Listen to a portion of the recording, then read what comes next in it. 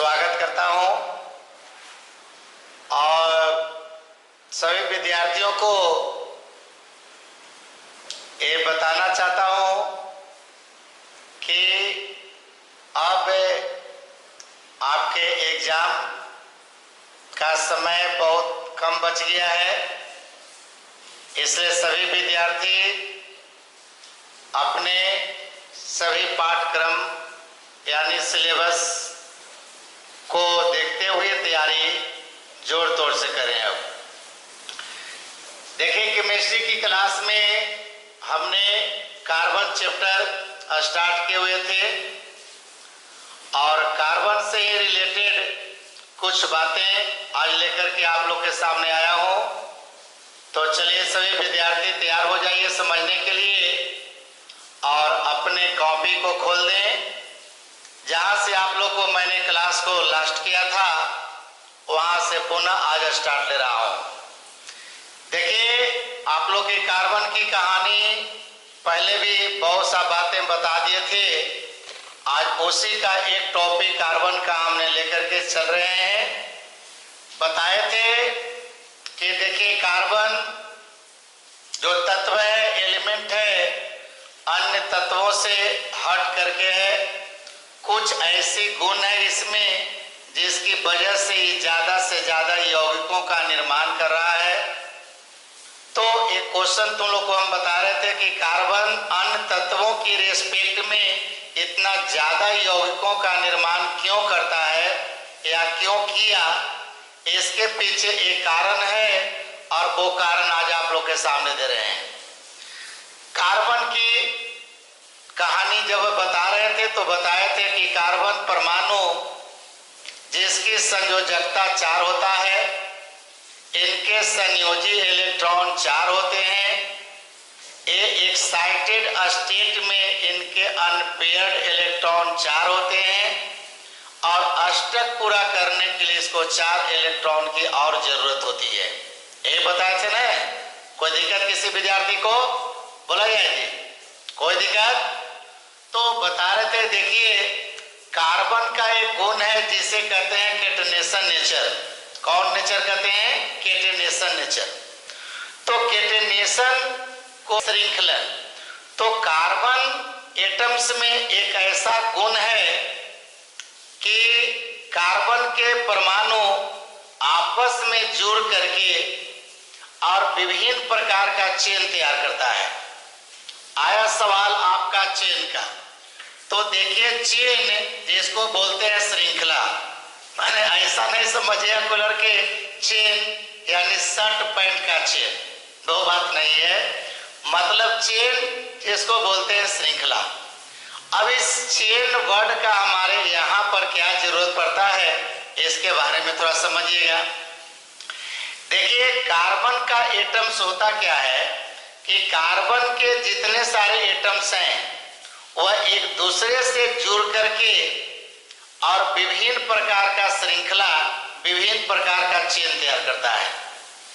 और एक चेन बनाने की जो टेंडेंसी इसका है, इस कारण से भी देखिए ये ज्यादा से ज्यादा यौगिक निर्माण कर रहा है। तो एक चेन होता क्या है इसके बारे में आज तुम लोग को बता रहे हैं।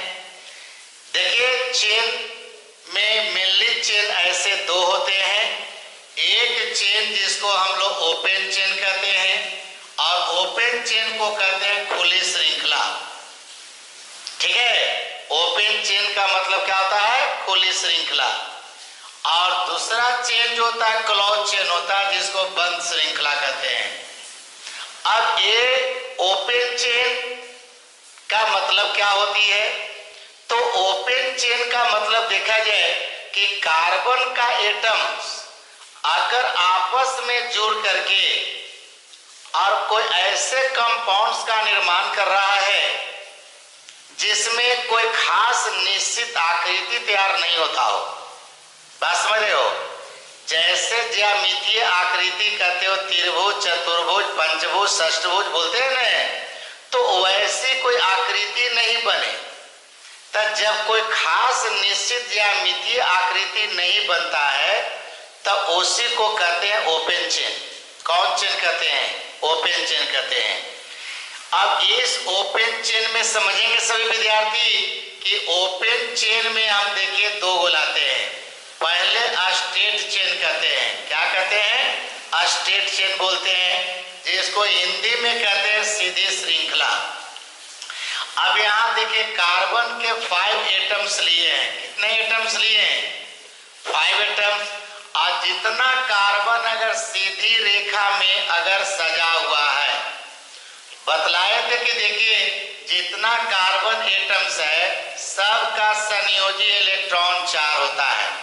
अगले दिन बताए थे 4 इलेक्ट्रॉन इसका अपना है और अष्टक पूरा करने के लिए 4 इलेक्ट्रॉन इसको और चाहिए। तो अगले ही दिन तुम लोग को हम बतलाए थे कि कार्बन एटम्स या कार्बन के परमाणु प्रायः यानी जनरली कहा जाए कि कोवैलेंट बॉन्ड बनाता है, यानी जिसको सहसंयोजक यौगिक कहते हो, जहां पे 2 एटम्स के बीच में इलेक्ट्रॉनों की साझेदारी होता हो। ये ना बताए थे जी, कोई दिक्कत है?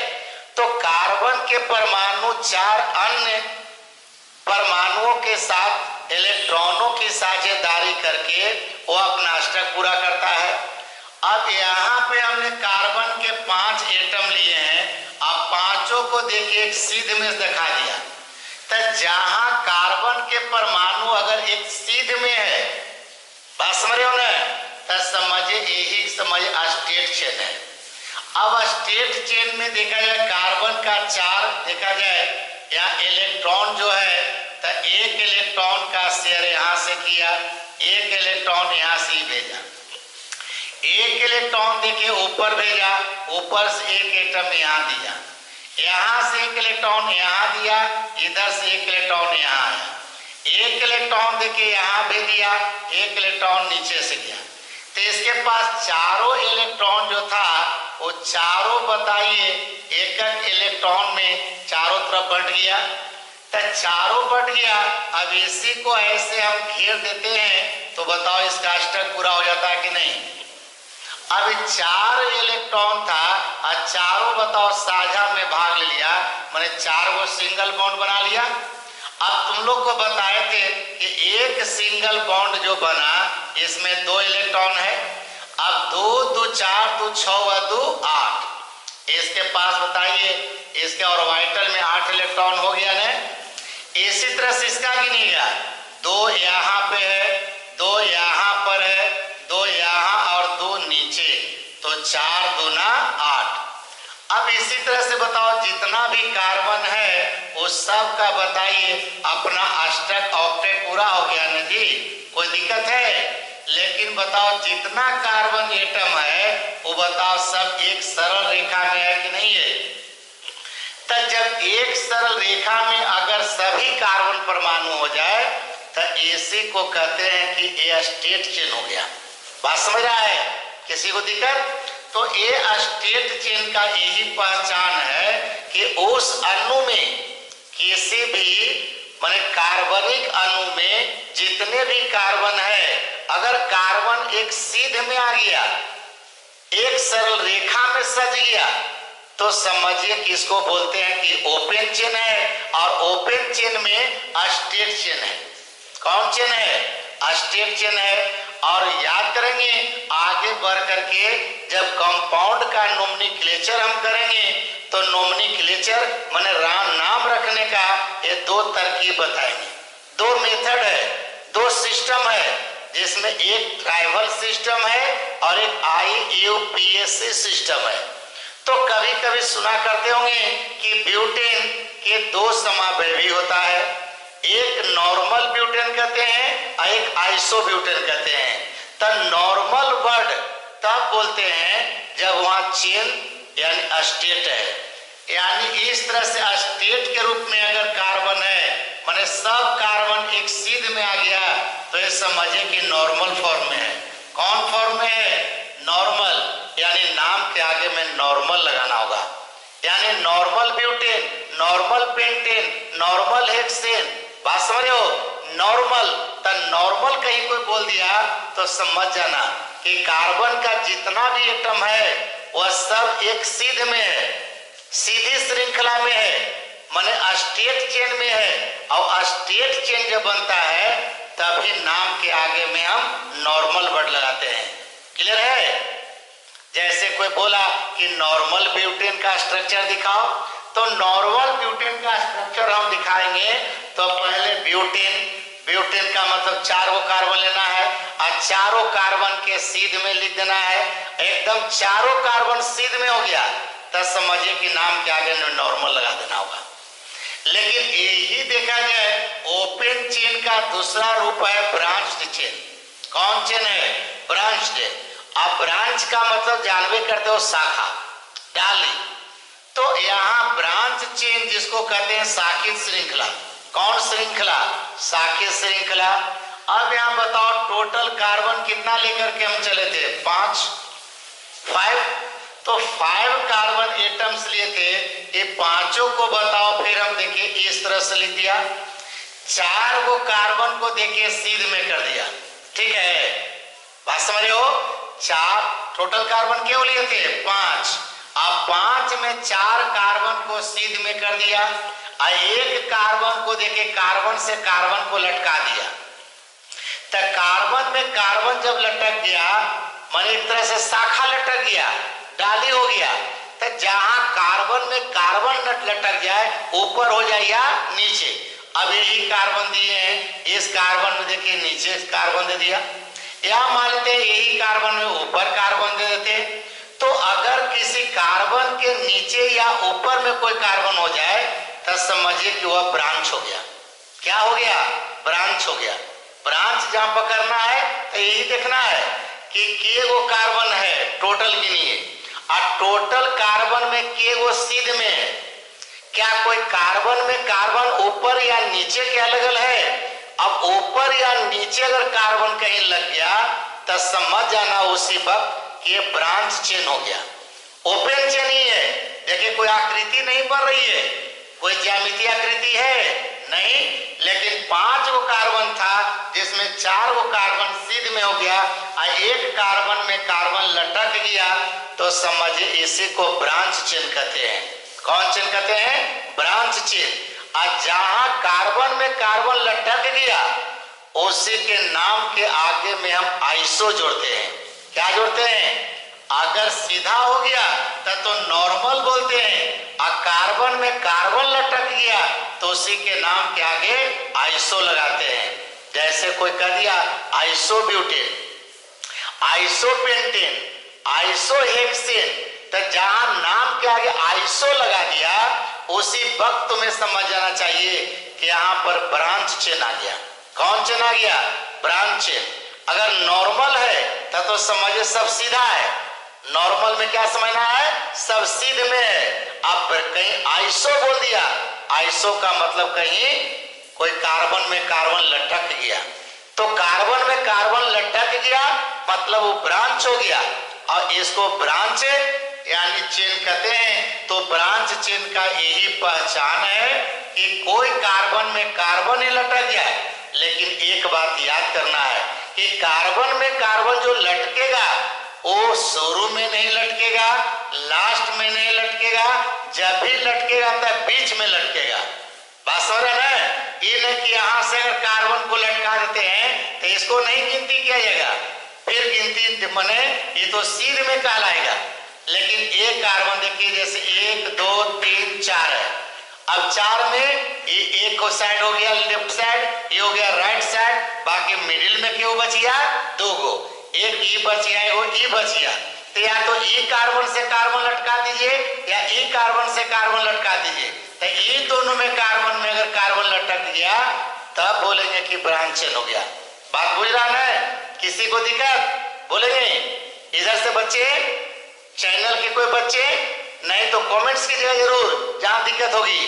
तो बताओ कि ब्रांच जब भी लटकाना होगा तो मिडिल कार्बन में लटकाना है, लास्ट में नहीं, फर्स्ट में नहीं, तो जब भी लटकाए तो बीच में लटकेगा, और बीच में लटक गया तो समझिए कि ब्रांच चेन हो गया। कौन चेन हो गया? तो ब्रांच और स्टेट ये दोनों को कहते हैं ओपन, जहां कोई निश्चित आकृति नहीं बना।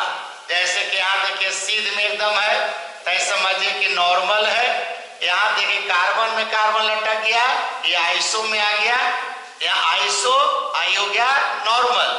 कोई दिक्कत? तो कभी भी नाम के आगे अगर ऑर्गेनिक केमिस्ट्री में या कार्बनिक यौगिक में नॉर्मल या आइसो वर्ड अगर लगाता है तो उसी वक्त तुम्हें समझ जाना चाहिए कि यहाँ पे ओपन चेन की बात कर रहा है। कौन चेन की बात? Open chain. ओपन चेन में ही लगता है नॉर्मल या आइसो या कहीं कहीं नियो। तो नॉर्मल आइसो जो वर्ड है ये ट्राइबल सिस्टम में आती है, माने कॉमन नेम। जब किसी चीज का कॉमन नेम लिख रहे हो, साधारण नाम दे रहे हो, तब वहां पर नॉर्मल आइसो नियो ये सब वर्ड चलता है। लेकिन अब दूसरा जो चेन कहते हो वह चेन होता है क्लोज चेन। क्लोज चेन का मतलब समझना है जहां पर अणु का एक निश्चित ज्यामितीय आकृति तैयार हो रहा हो। जो मैथ में ज्यामिति में पढ़ाते हैं तुम लोग के कि ज्यामिति में शुरू करते हैं आकृति हम त्रिभुज से, तब बंद आकृति शुरू होता है त्रिभुज से, त्रिभुज चतुर्भुज पंचभुज वो बंद हो गया। लेकिन अगर खुला है कोई आकृति नहीं बन रही है तो समझिए कि ओपन चेन का एग्जाम्पल है। जैसे कि देखिए क्लोज चेन की बात हम तुम लोग से कर रहे हैं, तो क्लोज चेन या बंद श्रृंखला। अब जैसे कि बताइए यहाँ कार्बन ले लिया टोटल के गो 6 गो लिए हैं। अब 1 2 3 4 5 6 एक कार्बन को हम अगर चाहते तो सीध में भी ले सकते थे, नहीं सीध में बना सकते हैं ना, लेकिन सीध में न बना करके एक कार्बन को ऐसा हम सजा दिए कि एक बंद आकृति बन गया। बन गया कि नहीं? कैसी आकृति? तो 1 2 3 4 5 6 माने 6 भुजा। तो 6 भुजा माने षष्ठभुज, हेक्सागोनल। नहीं क्या कहोगे? हेक्सागोनल माने षष्ठभुज। क्या इस समय कोई आकृति बना था? कोई आकृति नहीं बना, लेकिन यहाँ देखिए 6 भुजा बन गया।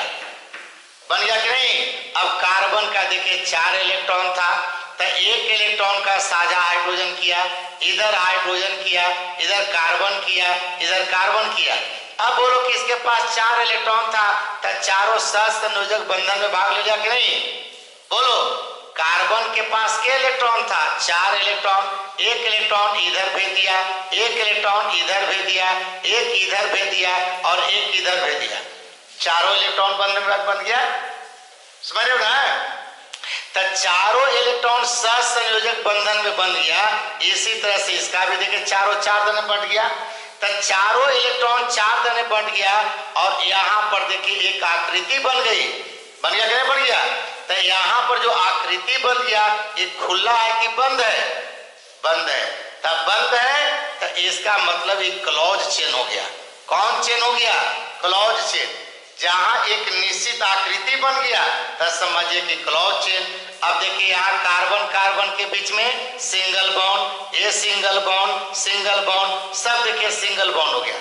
अब यही सिंगल बॉन्ड से सब जुड़ गया। लेकिन यहाँ पर आकर देखिए तो इसी को हम लोग नाम बोल देते हैं साइक्लोहेक्सेन।